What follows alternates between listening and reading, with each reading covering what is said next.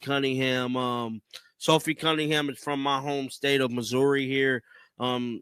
She's a big figure where I'm from, and it's almost like a personal connection, though I don't know her or anything like that. But just to see her go down, to see like it's just emotional, guys. Just I'm hella mad.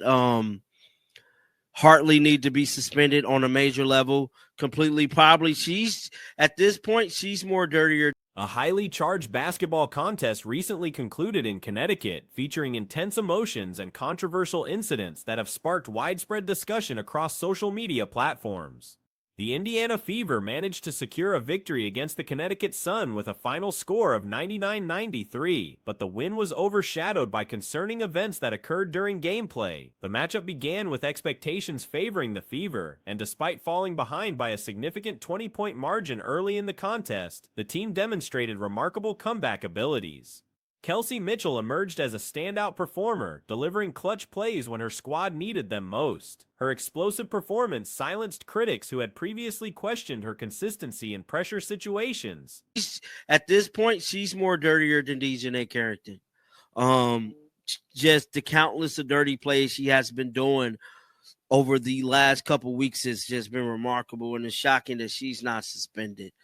Sophie Cunningham was getting attacked from the opening part of this game. Let me pull up something here real quick, guys. But I am hella mad, bro. Sophie did not deserve any of that happened to her today, and it is very, very unfortunate. However, the game's narrative quickly shifted focus to troubling incidents involving player safety. Sophie Cunningham, a Missouri native who has become a beloved figure in women's basketball, became the target of what many observers described as intentionally aggressive play. From the opening moments, Cunningham faced unusually physical contact that escalated throughout her limited 10 minutes on the court. The most alarming moment occurred when an opposing player appeared to deliberately target Cunningham's knee area, resulting in what spectators and analysts called a dangerous play that had no place in professional basketball. The incident has drawn comparisons to other controversial moments in recent WNBA history, with many calling for stricter enforcement of player safety protocols. Unfortunate, man. I mean, immediately in the game, the refs was just on some ish, bro. Just on something, and y'all know what I always say, man. What if Sophie or somebody was your aunt, your niece, your daughter? You know, you got to put yourself in reality, you know, because she is somebody's daughter, she is somebody's sister, and this is just unfortunate. Dejanay Carrington's playing style has come under increased scrutiny, with critics arguing that her pattern of physical play crosses the line from competitive to reckless. The accumulation of questionable incidents involving multiple players has led to calls for league intervention and potential suspensions. Following Cunningham's injury, her family members took to social media to express their frustration with the league's officiating standards. Her sister posted a scathing critique on X, formerly Twitter, demanding that WNBA leadership prioritize player protection over fining athletes who criticize poor officiating decisions. The post highlighted the inconsistent nature of game management and called for immediate reforms. Oh, because she is somebody's daughter, she is somebody's sister, and this is just unfortunate. And those of you who don't think a civil rights investigation need to be brought upon this league is tripping. This civil rights investigation needs to be brought upon this league, and I'm gonna make a video because it ain't just Caitlin that got a damn lawsuit. It is Sophie as well. It's Sophie as well. Just the amount of calls, the way she's been treated. Watch it. I mean, just immediately first look at this. Instantly into the game. Instantly. The emotional impact of these events was evident in the post-game atmosphere. Head coach Stephanie White delivered a tearful speech to her players, praising their resilience and determination in overcoming adversity. Her words reflected the deep emotional investment coaches have in their players' well-being, extending far beyond wins and losses. White emphasized the importance of mental toughness and team unity, describing these qualities as worth gold in professional sports. She specifically acknowledged Mitchell's outstanding performance, recognizing how the guard carried the team during crucial moments of the comeback. Look at this. Instantly into the game. Instantly. Immediately. Sophie got hammered. They had a target to hurt Sophie. She was targeted by this team for a reason. For a reason. They wanted to hurt Sophie. They made it their business to hurt Sophie. And that's exactly what they did, was hurt Sophie. And I'm hella mad.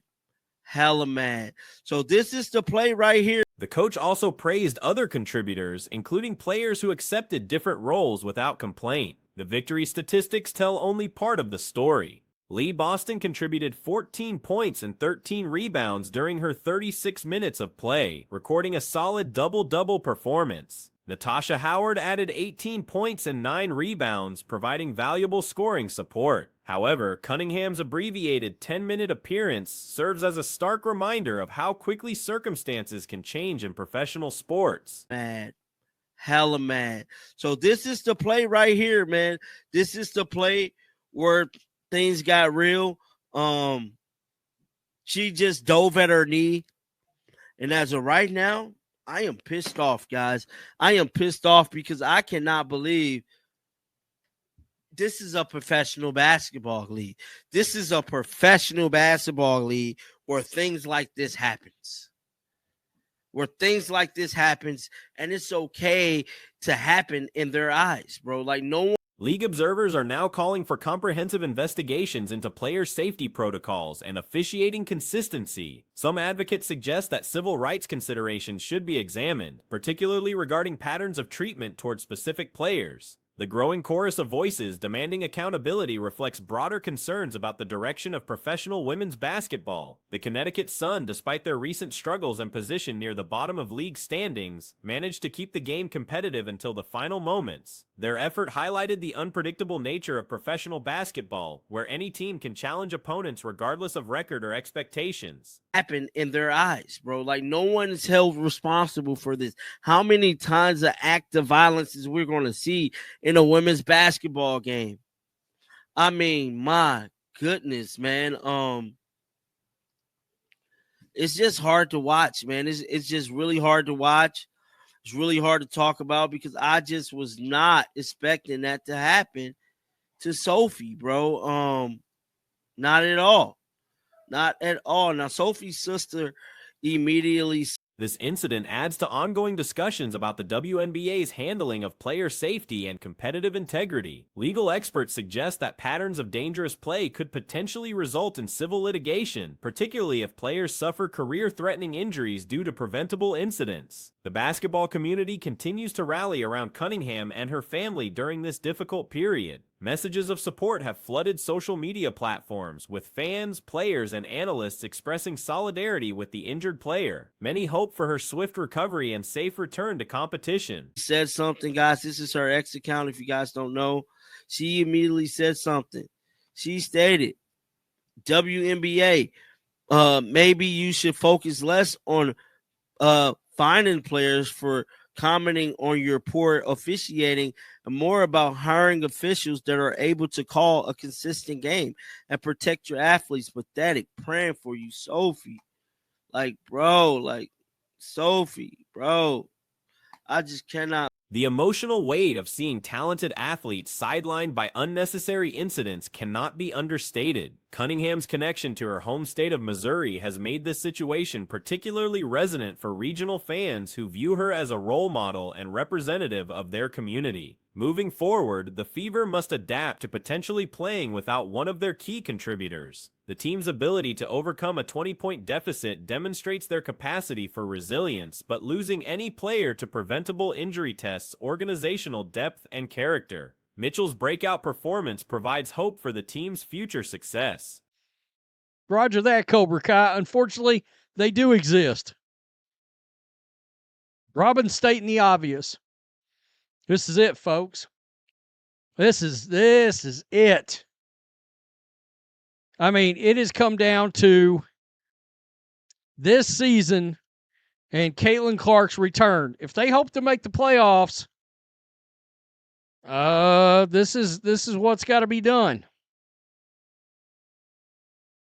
Her 30-point effort showcased the scoring ability that made her a valuable draft selection. Consistency in high-pressure situations. This is what's got to be done. She's got to come back, and she's going to have to win. And she's got to win even with Stephanie White as her coach.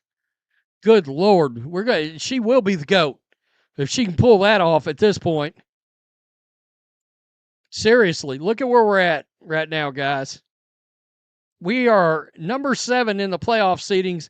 By the way, there's only eight seedings. There's only 8 places. We're second to last. Good. The current situation has highlighted gaps in player protection that could have long-term consequences for the sport's reputation and participant safety. Recovery timelines for Cunningham remain uncertain, but the basketball community continues hoping for positive news regarding her condition. The support system surrounding professional athletes becomes crucial during injury rehabilitation periods, both for physical recovery and mental health maintenance. This controversial game will likely be remembered more for its disturbing incidents than its competitive moments. The broader implications for league policy and player safety protocols may ultimately prove more significant than any individual game result. We're second to last. Good teams, you know what they don't do? They don't go 10-8 at home. Look at these 2 teams up here. The teams that most of us believe are the 2 elite teams in the league. 16-1 and 13-4. That's how it's done at home. Let's dig into this.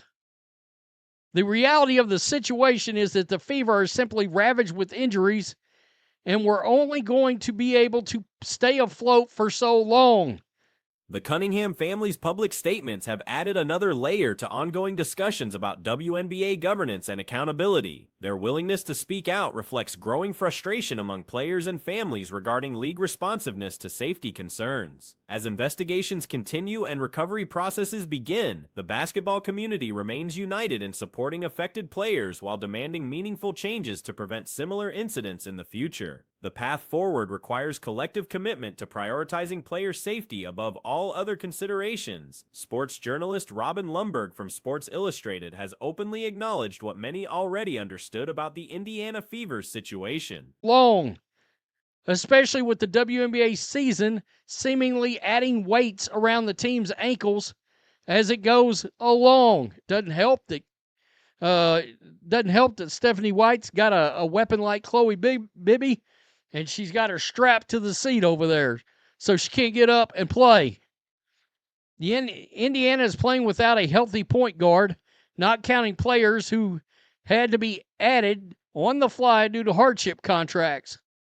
Despite criticism from some team reporters, he's simply pointing out the clear reality that everyone has recognized for quite some time. The truth remains that the Fever shouldn't have dropped their recent 2 contests. However, in head coach Stephanie White's perspective, these defeats apparently don't register as significant setbacks. But the harsh reality shows they absolutely do matter for playoff positioning. Lumberg is highlighting what's become crystal clear. The current season and Caitlin Clark's comeback represent the franchise's only realistic path to postseason play. The latter scenario did previously work out with Aari McDonald, whose season-ending injury was particularly crippling, but it's hard to ask for lightning to strike twice. I cannot imagine this is going to go anywhere close to as good as it did with Aari McDonald. And all of the above only adds to the obvious that Indiana's best player is still out of the lineup.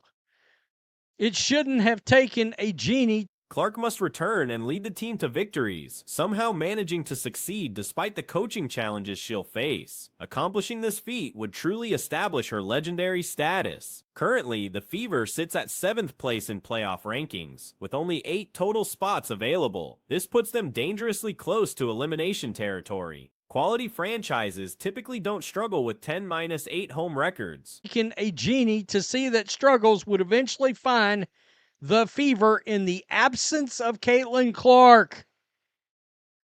I mean, I think we knew this was where we were headed. The Fever have now fallen under 500 with Clark sidelined, with the void of the superstar point guard only becoming more glaring as the team tumbles in the bunched up WNBA standings. while attempting to jockey for playoff position. Compare this to the league's top 2 teams, who've posted impressive 16 Nidas 1 and 13 4-home marks respectively. The franchise faces severe injury problems that continue mounting as the season progresses. The WNBA schedule keeps adding pressure, making it increasingly difficult to stay competitive. Coach White has talented players like Kelsey Mitchell available but isn't utilizing them effectively, keeping them on the sidelines when they could contribute. Indiana currently operates without a reliable floor general, excluding emergency signings brought in through hardship exceptions. Caitlin Clark's return is the only real solution to the Fever's struggles. Yes, correct answer. Following the loss to the Mystics, Fever standout Sophie Cunningham issued a bit of a rallying cry. Cunningham asserted her belief in the team. Yeah, I just think we've had some hard injuries this year.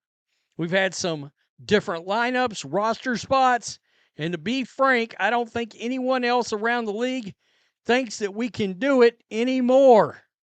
While Erica Wheeler previously filled this role successfully before her season-ending injury, expecting similar production from replacement players seems unrealistic. These factors emphasize that the team's top performer remains absent from the lineup. Anyone could have predicted that struggles would emerge during Clark's absence from action. The team has dropped below .500 since Clark's injury, with the superstar guard's absence becoming more apparent as they fight for playoff positioning in the tightly contested standings. Clark's return represents the only genuine answer to Indiana's current problems. She said that in the postgame. But I think that our group does, and I think that we just have to get that confidence back. When we're clicking offensively, defensively, we're scary. And not a lot of teams can beat us, even with the roster that we have right now. That, as she maintained, the squad needs to rediscover that dog mentality. And you got the biggest dog in the world on the bench right now. She's hurt. After their recent defeat against Washington, veteran Sophie Cunningham attempted to rally team spirits. She expressed confidence in the squad despite acknowledging the injury challenges and roster changes they've endured. Cunningham noted that outsiders doubt their capabilities, but the players maintain belief in themselves. She emphasized needing to regain their aggressive mindset, stating that when firing on all cylinders offensively and defensively, they become formidable opponents that few teams can handle with their current personnel. However, it's difficult imagining this undermanned roster overcoming their struggles without the spark that Clark provides.